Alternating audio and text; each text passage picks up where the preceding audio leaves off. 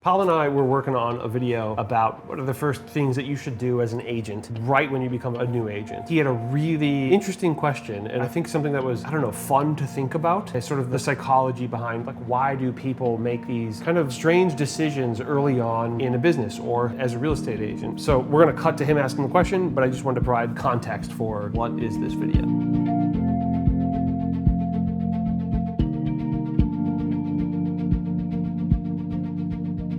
Okay, so I have a question. A few years ago when I started a painting company, the first thing I did was get the LLC, but for some reason, the first thing that I could think to do was I need to make t-shirts or uniforms, I need to make business cards, I need to make maybe even like a Facebook page. And my question is, why is that, and I'm sure I'm not the only one, why is that what you revert to when in the early stages of starting a business? Because now I would think the first thing that I would do is figure out how I'm gonna run the business, I'm gonna start the business, how I'm going to get clients and all that stuff. But I wonder if it's because we're told that you need to look the part in order to succeed, or if it's being scared because you're on the fence about how you're gonna do your business. So instead of attacking those problems head on, you start with the easy things, the easy checklist. I like this question in particular. I find it so interesting because it is about psychology, right? And it's like based around like, why do people behave the way they do? And I always find that super interesting. I think that helps me in real estate, like when helping clients and helping them understand certain things, understanding psychology, but it just is like,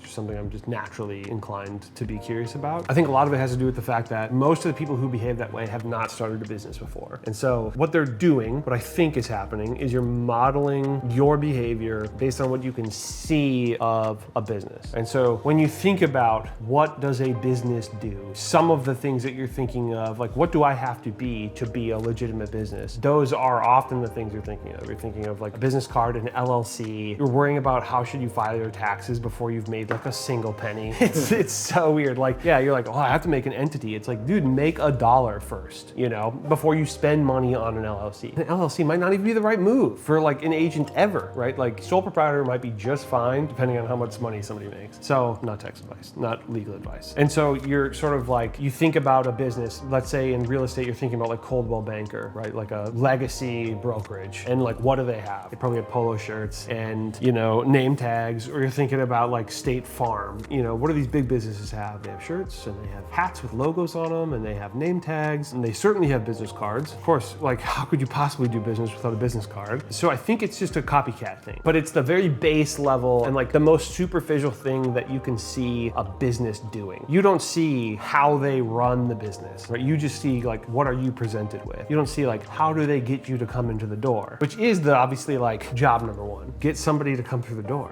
get a customer, get a client. But you kind of think like first things first. You kind of think that that is the first thing, because then what if somebody comes in the door and I don't have a business card for them? I'm gonna look illegitimate. In real estate, I think that's super not true. I think that's true in painting too. I know some really good painters who they've just made connections with GCs and things like that, It sort of is based off like modeling behavior, I think. There's a lot of that. But then I also think people think about entrepreneurial endeavors similar to getting a job. And like when you get a job, let's say you got a job at State Farm. I don't know why I'm saying State Farm. They just come to mind. Say you get a job at State Farm. Some of the first things they give you are a business card, like a shirt with a logo, a name tag, maybe like a hat, some kind of uniform. I mean, you join the army, they give you a uniform, right? It's like, hey, you need this to fulfill your role. And so it feels like this makes me legitimate. Most people who are entering the entrepreneurial world are probably coming from an employee world, right? Where they weren't self-employed. If they were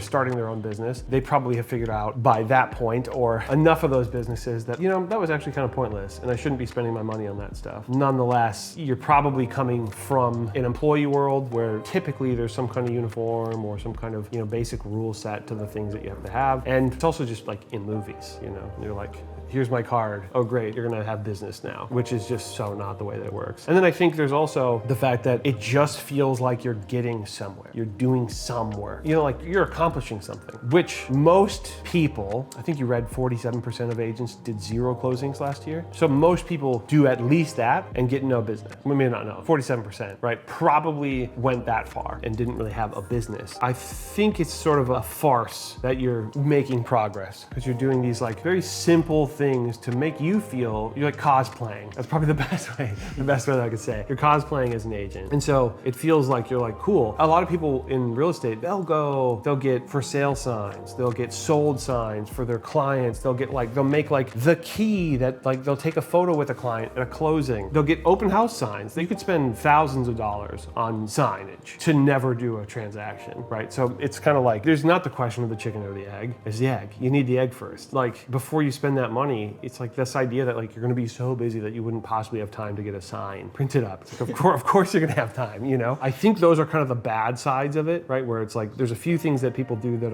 they're like damaging. You're spinning your wheels. And you're probably, even worse, you're wasting energy that you'll need later, you know? And you'll feel like you have started to climb up the hill when you haven't. You've just prepared things for if you climb up the hill. I think there's maybe a good part to it, which is basically that you might, by cosplaying as an agent or as a business owner, you might actually give yourself a little bit more confidence to enter a situation that you're like, okay, I have a client. Well, I got all my stuff ready. You know, at least I have all this stuff ready. So there might be like this bed of very basic confidence of like, I have my ducks in a row, even though you don't. You know, you have a couple, you went to Vistaprint, you know? So it can be kind of dangerous, you know, to just do all that stuff right away. But there's maybe the sliver of like, if you happen to fall into a client, if that's all you did and you happen to fall into a client and you need to like prove that you exist, maybe there's that. But I think most of the time, if you fall into a client and that's all you have to show is like a couple things, they're gonna have to know you and trust you already to be convinced to work with you based on a business card.